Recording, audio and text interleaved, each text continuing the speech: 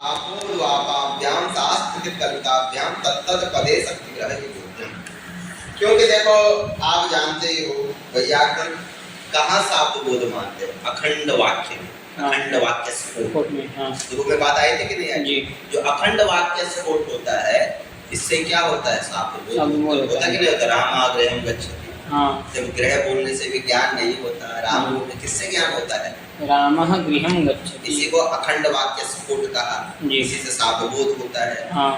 अब तो ये इन्होंने जो तर्क दे रहे हैं ना अस्मात् शब्दात् अयम् अर्थो इदं पदम ईश्वर इच्छा, ईश्वर इच्छा जो भी कह रहे हैं ये किसका मत है? भगवान का न्यायिकों। ये मत किसका है? ये जो भी बात कर रहे हैं किसी का मत होगा ना, किसी दर्शन का तो मत होगा। किसका मत है? न्यायिकों। ध्यान अभी तक जितनी बात कही हमने कहाँ से? अस्मात् शब्दात् अयम् से और यहाँ तक जो भी बात हमने करी है किसकी बात है? न्यायिकों। बात समझा रहे कि नहीं? तो नैयायिक जो है हम लोग तो किसमें शक्ति मानते हैं? वाक्य में। लेकिन नैयायिक पद में मानते हैं। किसमें मानते हैं? पद में। ध्यान वो वाक्य में नहीं मानते, किसमें मानते हैं? पद में। ठीक है, इतनी बात समझ आया? दोनों में अंतर समझ आया? हम लोग शाब्द बोध किससे मानते हैं या अर्थ शक्ति कहाँ मानते हैं? वाक्य में। वाक्य में। लेकिन ये जो शाब्द बोध या शक्ति कहाँ मानते हैं? पद में मानते हैं। ठीक है ना? लेकिन स्वीकार कर रहे हैं नैयायिक, कह रहे हैं कि यद्यपि प्रथम शक्ति ग्रहो वाक्य एवं, जो प्रथम शक्ति ग्रह होता है, जो क्या होता है? प्रथम शक्ति ग्रह मतलब पहले जो शक्ति का ग्रहण, मतलब शक्ति वृत्ति का जो ग्रहण होता है तो वो तो किसमें होता है? वो वाक्य में ही होता है। अरे देखो बालक जो होता है एक प्रयोज्यकर्ता होता है, एक प्रयोजक करता होता है। क्या होता है? प्रयोज्यकर्ता और प्रयोजक करता। ठीक है ना? प्रयोज्य वृद्ध और प्रयोजक वृद्ध भी कह सकते हैं। प्रयोजक मतलब जो प्रयोग कर रहा है और प्रयोज्य मतलब जो देख रहा है। जैसे छोटा बालक है, बालक के सामने कोई घड़ा ला रहा है और घड़ा ले जा रहा है। जब मैंने कहा उसके सामने घटम आनय, क्या बोला? घटम आनय। यहाँ पे बालक बैठा है, तुमको बोला मैंने घटम आनय, तुमने क्या किया? घट ले आए। बालक क्या कर रहा है? बालक पश्यति, बालक देख रहा है। किसने बोला? घटम आनय। समझा? लेकिन जब उसने घटम आनय बालक ने देखा, अब फिर मैंने कहा आपकी घटम नय, क्या बोला? घट को। तो आपने क्या किया? घट को ले गए।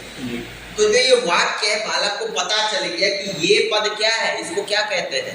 घट कहते हैं। घट कहते हैं। एक चीज उसको क्लियर होगी, क्योंकि घटम आने और घटम नय में एक बार तो आए एक बार गए, आने या नए तो ठीक है, लेकिन घट से उसको निश्चित हो गया कि घट मतलब घट पदार्थ। अगली बार से अगर कोई भी घटम आने तो उठेगा घटे को पकड़ लेगा।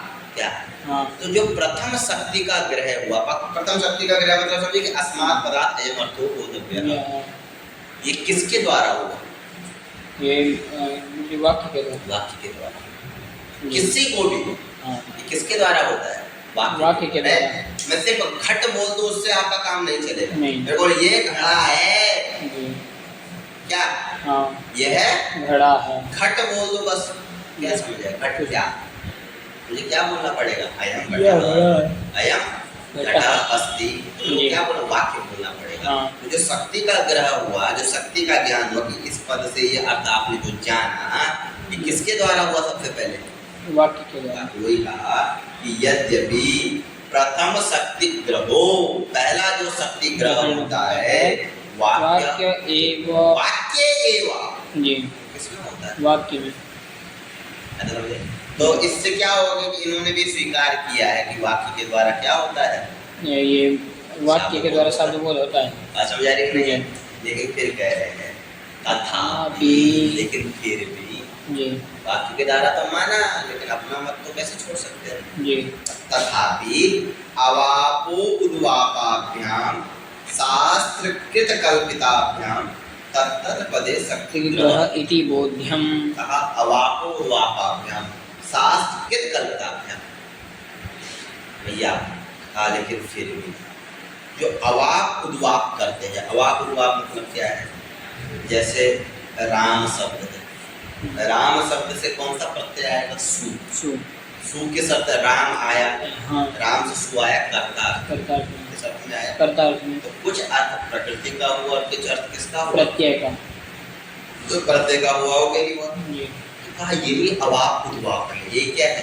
अवाप्य उद्वाप। अवाप उद्वाप मतलब इससे इसको लाओ, इससे इसको लाओ। बात समझ आ रही कि नहीं आ रही? तो कहा अवाप उद्वापाभ्याम और शास्त्रकृत कल्पिताभ्याम। और वो किसके द्वारा कल्पित है? शास्त्रकृत है। हाँ। वो जो कल्पना की जा रही है कि राम से कौन सा प्रत्यय आया? सु आया। इस सु का ये अर्थ है, या भू धातु से तिप आया तो तिप का अर्थ करता है। बात समझ आ रही कि नहीं आ रही? ये इसका अर्थ है। तो ये क्या है? ये अवाप उद्वाप किसके द्वारा हो रहा है कल्पित? किसके द्वारा कल्पना की जाए? किसके द्वारा? शास्त्र के द्वारा। शास्त्रकृत कल्पना है अवाप उद्वाप। जी। तो शास्त्रकृत जो कल्पित क्या? अवाप और उद्वाप। ये प्रकृति है, ये प्रत्यय है, प्रत्यय का ये अर्थ है, प्रकृति का ये अर्थ है। तो शास्त्रकृत कल्पिताभ्याम, शास्त्र से कल्पित होने वाला जो क्या? अवाप और उद्वाप, उससे अवाप तत्तद पदे शक्ति ग्रह इति बोलते हैं। तो तत्तद पद में भी क्या होता है? शक्ति ग्रहण होता है। होता कि नहीं होता? रामा बोला तो रामा बोध कब हुआ? जब राम से सु आया, कर्ता अर्थ में आया, रामा बोला तो रामा से ज्ञान हुआ एक राम किसी व्यक्ति विशेष का आपको क्या हो गया? ज्ञान हो गया। ग्रहण हुआ कि नहीं हुआ? वही का तत्तद पदे, उन पदों में जहाँ जहाँ ऐसा होता है अवाप और उद्वाप किसके द्वारा होता है? शास्त्र के द्वारा। जब इसकी कल्पना की जाती है कि भू से लट आया, भू से तिप आया, लट का अर्थ कर्ता अर्थ में आया, कर्म अर्थ में आया, कि भाव अर्थ में आया, किस अर्थ में आया, और उससे फिर उस पद से एक अर्थ आता है कि भवती होता है, राम पुरुष, ऐसा होता है कि नहीं? तत्तद पदे, उन पदों में भी शक्ति ग्रह क्या होता है? शक्ति ग्रह, शक्ति का ग्रह होता है, मतलब ज्ञान होता है, बोध होता है। इति बोधम, ऐसा जानना चाहिए। ये किसका मत रख दिया? ये शास्त्र का, न्यायिकों का मत है। और शास्त्र के द्वारा इन्होंने बता दिया, लेकिन मत किसका? न्यायिकों का। नहीं है, लेकिन पहले इन्होंने क्या बोला? शक्ति ग्रह, उसने बोला वाक्य वाक्य में ही होता है, लेकिन फिर भी वाक्य में भी क्या है? पदों की कल्पना की जाती है। पदों में भी किसकी कल्पना की जाती है? ये प्रकृति प्रत्यय की कल्पना की जाती है। शुरू में बोला था कि नहीं बोला था? अरे वाक्य है, वाक्य में किसकी कल्पना की गई? पद और प्रकृति। वाक्य में पदों की कल्पना की गई जी। और पदों में किसकी कल्पना की गई? प्रकृति की। प्रकृति और प्रत्यय। प्रकृति प्रत्यय से तो पद बना ना जी। तो वाक्य में पदों की कल्पना की, पदों में भी किसकी कल्पना की? प्रकृति प्रत्यय की। तो ये तो अंदर बिल्कुल से लेकर नहीं है, बात समझ आ रही है? हमने कहा था वाक्य देख क्या हो जाएगा? साफ होता है।